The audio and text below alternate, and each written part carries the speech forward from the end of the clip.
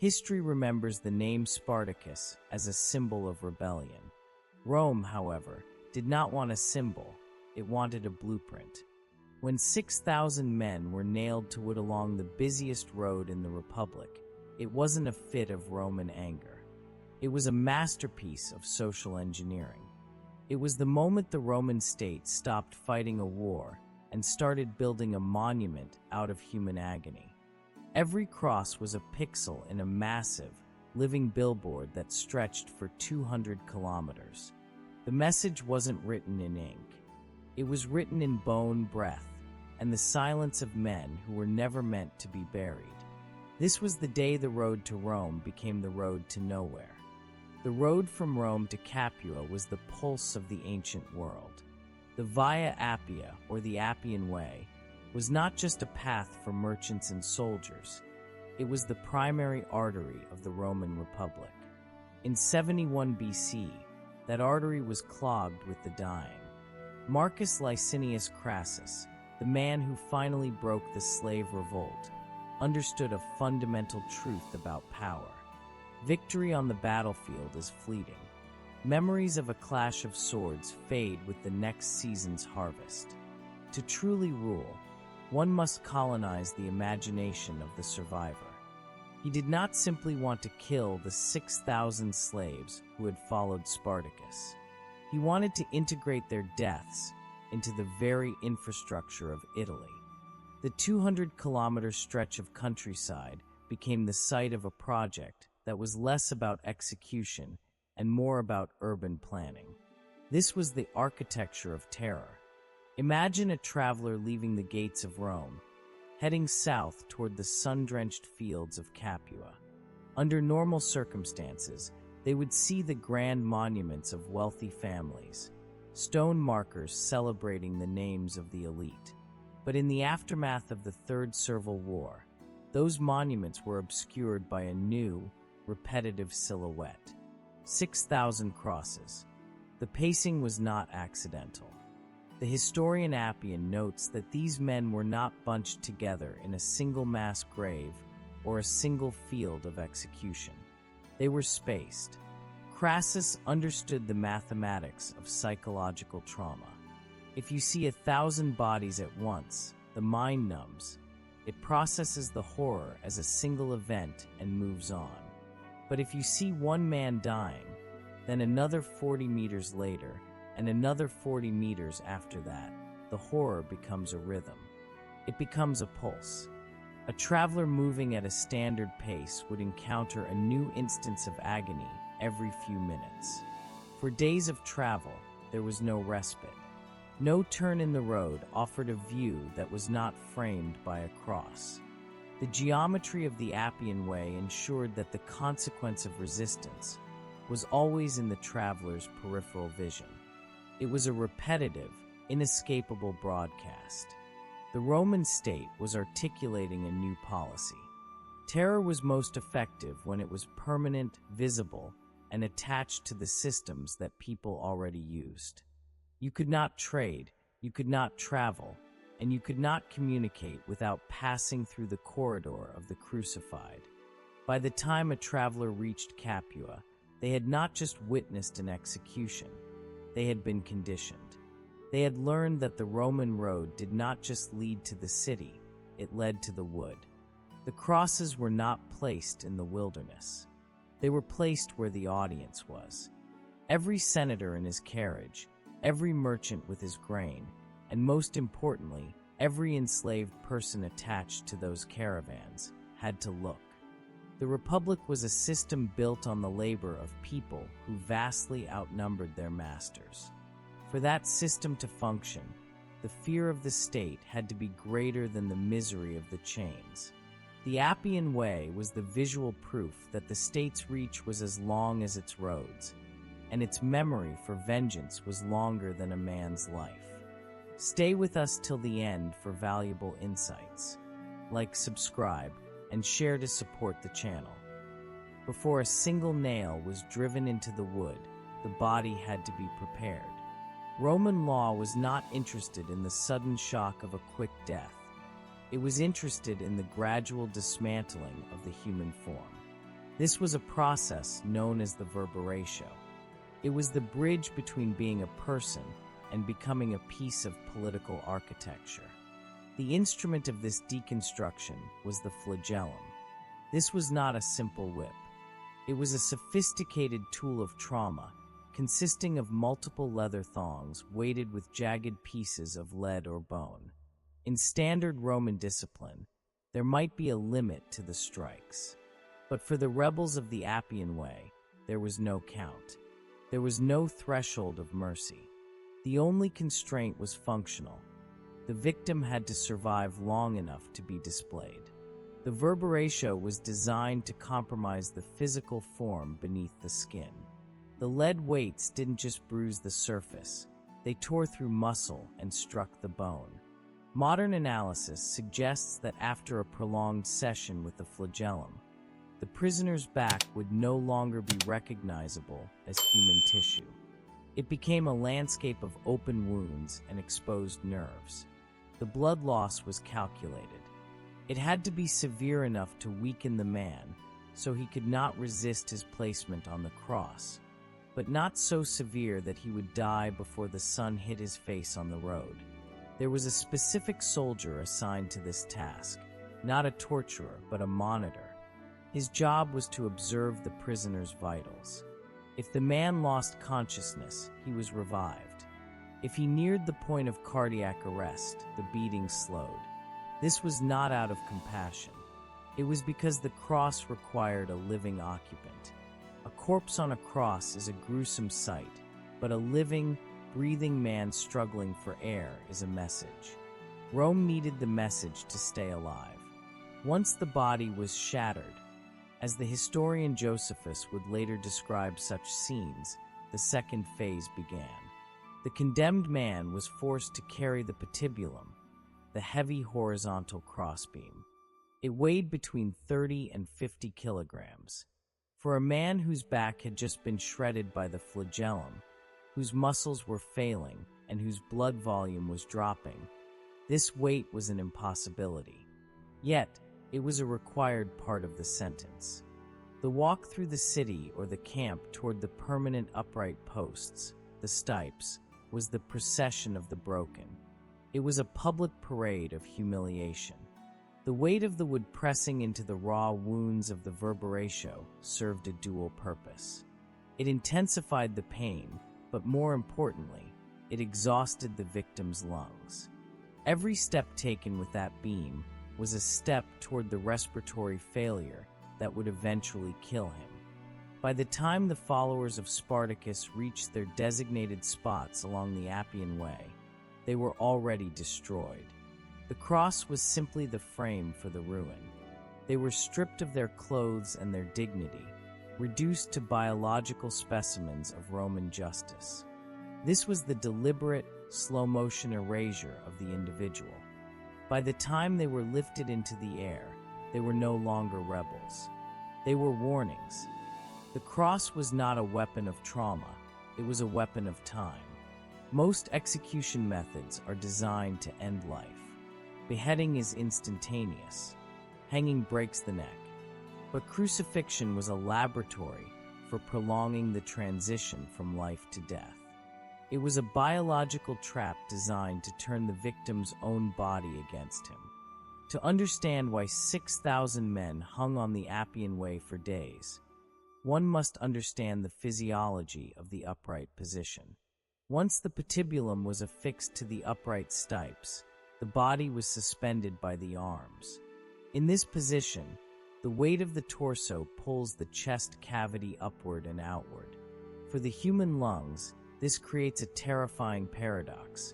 It is easy to inhale, but nearly impossible to exhale. The air enters the lungs, but the intercostal muscles and the diaphragm are stretched so tightly by the hanging weight that they cannot collapse to push the carbon dioxide out. To take a single breath, the crucified man must act. He must push upward with his legs, which are either nailed or bound to the post, and pull with his arms. This momentary lift relieves the tension on the chest, allowing for a shallow, agonized exhalation. Every breath was a choice. Every time a follower of Spartacus wanted to keep his heart beating, he had to scrape his shredded back against the rough wood of the cross. He had to drive the weight of his body onto the nails in his feet or the bindings on his ankles. The mercy of providing a small wooden footrest, the suppedaneum, or nailing the feet was the cruelest part of the Roman design. It was not there to support the man. It was there to give him just enough leverage to stay alive. Without that support, the chest would lock, and the man would suffocate in minutes. With it, he could struggle for days. The Roman soldiers who patrolled the Appian Way were experts in this duration. They knew how to adjust the angle of the arms or the position of the feet to dial the clock of death forward or backward. This was duration as policy. Crassus did not want 6,000 corpses on Monday morning. He wanted 6,000 dying men to be visible through Tuesday, Wednesday, and Thursday. He wanted the sounds of their struggle, the rhythmic, wheezing gasp of thousands of men fighting for air, to become the ambient noise of the Italian countryside. As the hours passed, the struggle became a losing battle. Dehydration thickened the blood, making the heart work harder. The muscles, starved of oxygen and pushed to their limits by the constant lifting, began to cramp and seize. This was the tetany of the cross. Eventually, the strength to lift the body would fail. The breaths would become further apart. The carbon dioxide would build up in the bloodstream, leading to respiratory acidosis. The men on the Appian Way were not just dying, they were working. They were performing the manual labor of their own execution. And as the sun of 71 BCE beat down on them, the Roman state sat back and watched the clock. The longer it took, the more successful the architecture became. The slow death was the only way to ensure the message was truly heard. The Appian Way was not chosen for its beauty, it was chosen for its traffic. In the Roman Republic, roads were the internet of the ancient world. They were the wires through which information, wealth, and power flowed. By lining this specific corridor with the dying, Crassus was not just punishing individuals, he was coding a message into the very landscape of Italy. The Romans had a specific name for crucifixion, servile supplicium, the slave's punishment. This was a legal and social designation that stripped the victim of any remaining humanity. In Roman culture, a citizen might be beheaded, a quick, dignified end that acknowledged their status. But the cross was a boundary. It was a physical wall built out of bodies to separate the human from the property. The audience for the 6,000 crosses was not just the passing senators or the wealthy landowners in their litters. The primary audience was the silent majority. At the time of the Spartacus rebellion, nearly 40% of the population of Italy was enslaved. The Republic was a pressure cooker of forced labor. The citizens of Rome lived in a state of constant, low-level paranoia, knowing that the hands that cooked their food and tilled their fields could easily become the hands that strangled them in their sleep. The Appian Way was the Roman state's answer to that paranoia. It was a visual terms of service agreement for every enslaved person in the Republic. Every time a slave walked behind his master's carriage, every time a caravan of human cargo was moved south for sale, they had to walk the gauntlet. They had to look into the eyes of men who had dared to dream of being more than a tool. The placement of the crosses at regular intervals created a psychological loop. As a traveler moved, the image of the cross became a persistent afterimage on the retina. You could not look away because the next one was already coming into view. This was the geometry of obedience. It turned a 2-day journey into a 2-day lecture on the futility of hope. Rome understood that the most effective way to prevent the next Spartacus was not to erase the memory of the rebellion, but to make the memory of the consequence outlast the memory of the cause. The men on the wood were no longer individuals with names, families, or stories. They were consequences. They were the physical price tag of freedom. By reserving this specific, agonizing death for rebels, Rome ensured that the cross became a social marker. To be crucified was to be told, in the most public way possible, that you did not belong to the human race. You were a warning sign. You were a mile marker. You were a piece of the road. And as the elite of Rome passed by, perhaps closing their windows against the smell, they knew the system was safe. The blood on the Appian Way was the lubricant that kept the gears of the Republic turning. In the Roman world, death was not the end of a person's presence. The Romans were obsessed with memory. Their roads were lined with grand tombs and funerary inscriptions. The monumentum, designed to keep the names of the dead alive in the mouths of the living. To be remembered was to be immortal. To be buried was to be at peace. For the 6,000 on the Appian Way, Rome enforced a second execution, the death of the memory itself. Under Roman legal tradition, burial was a right, even for the disgraced. But for those charged with maestas, treason, or those who were part of a slave revolt, the law provided a terrifying exception. The punishment did not end when the heart stopped beating. The body was deliberately denied the sanctity of the soil. By instruction, the survivors of Spartacus's army were left on the wood long after they had ceased to breathe. This was the policy of exposure. In Mediterranean culture, an unburied body was a source of profound spiritual horror. Without the proper rites, it was believed the soul could not pass into the underworld. It remained trapped in a state of restless, incomplete transition. By leaving the bodies to rot in public view, Rome was extending its jurisdiction beyond the physical realm and into the theological. They were not just killing the man, they were haunting his entire lineage. Then came the scavengers. The Appian Way ran through open, rural stretches of the Italian countryside.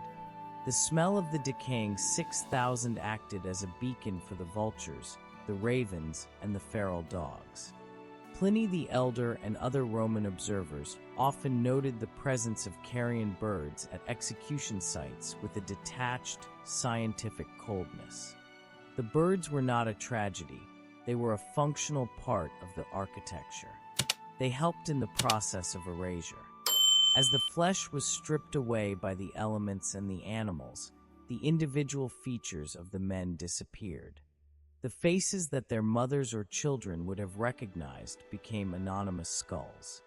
The social boundary was now reinforced by biology. By the time the bones eventually fell or were cleared away, there was nothing left to identify who these men were. No names were recorded. No stones were carved. The 12 tables of Roman law were precise about who deserved protection, but for the rebel, the law offered only silence. When the road crews finally cleared the Via Appia months later to keep the traffic moving, the remains were likely tossed into common pits or simply swept into the dust of the roadside. Contrast this with the monuments that stood right next to them. A Roman senator's tomb would scream his name, his titles, and his deeds to every passerby. Just a few feet away, the followers of Spartacus were reduced to a collective, nameless void. This was the ultimate victory of the state. They transformed 6,000 human histories into a single, terrifying statistic. They proved that if you defy Rome, you don't just die, you disappear. The Italian summer of 71 BC eventually faded into autumn, and the thousands of crosses that had transformed the landscape were finally removed. The wood was recycled or burned. The bones were swept aside. The Appian Way returned to its primary function as a corridor of commerce and military movement. But the road was no longer the same. It had been consecrated, by a specific kind of darkness that the stones themselves seem to absorb.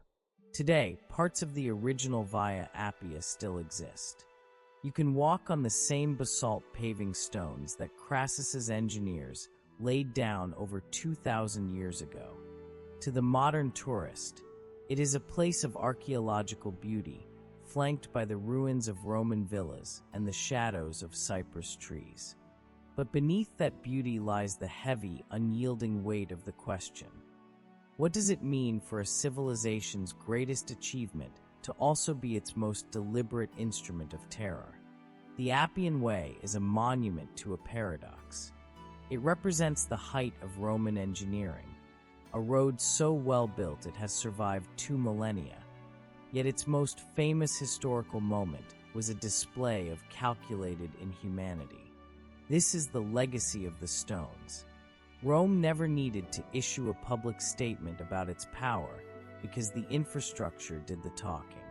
The road told the traveler that Rome was efficient. The crosses told the traveler that Rome was absolute. We often look at history through the lens of the great men, the generals like Crassus or the rebels like Spartacus. But the 6,000 on the road were not great men in the eyes of history. They were the laborers, the miners, the field hands, and the domestic servants. They were the invisible foundation of the Roman economy. By killing them in such a specific architectural way, Rome was attempting to make their invisibility permanent. However, there is a strange irony in the silence of the Appian Way. By trying to erase the 6,000 men and turn them into a mere consequence, Rome inadvertently ensured they would never be forgotten. We do not know their names, but we know their struggle. The very road that was meant to broadcast their defeat has become the vessel for their story. The architecture of fear failed in one crucial aspect. It could not kill the narrative of resistance. The stones of the Appian Way remain silent. They do not offer apologies, and they do not record the last words of the men who hung above them. They only hold the memory of the weight. They remind us that power, when it feels most threatened, stops building for the living and starts building for the dead. As you walk those stones today, the silence is not empty. It is a dense, vibrating record of a time when the road to the capital was lined with the cost of a republic's stability. Rome is gone. The republic is dust. But the Appian Way remains, holding the question of power and its price, waiting for the next traveler to pass by and remember the 6,000 who were never meant to be remembered. If you enjoy dark, untold history, subscribe because we uncover what others won't.